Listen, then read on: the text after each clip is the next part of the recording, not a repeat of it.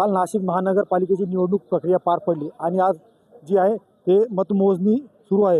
नाशिकच्या DGP नगर येथील वंदे मातरम सभागृह या ठिकाणी प्रभाग क्रमांक 13, 14 आणि 15 यासाठी थोड्याच वेळात मतमोजणीला सुरुवात होणार आहे। नाशिकमधल्या सर्वाधिक चर्चेत आणि प्रतिष्ठेच्या लढतीपैकी प्रभाग क्रमांक 13ची महत्त्वाची लढत जी आहे ती मांडली जात आहे। भाजपमध्ये ऐनवेळी प्रवेश केलेले शाहू खैरे, विनायक पांडे यांच्या सून आणि बबलू शेलार असे मातब्बर उमेदवार निवडणुकीच्या रिंगणात आहेत। तर ज्यांना भाजपकडून उमेदवारी नाकारली होती हे सर्व शिवसेना शिंदे पक्षाकडून निवडणूक लढवत आहेत। मतमोजणीच्या दरम्यान कोणताही अनुचित प्रकार घडू नये यासाठी जो आहे मतदान केंद्राबाहेर पोलिसांचा मोठा बंदोबस्त तैनात करण्यात आलेला आहे।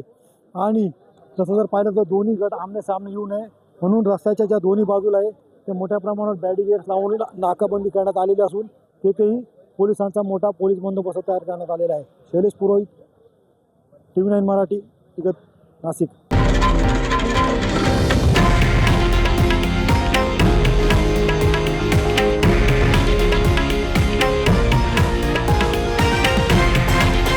हे आहे देशातील नंबर 1 न्यूज नेटवर्क आणि आपण पाहत आहात TV9 मराठी, एकमेव।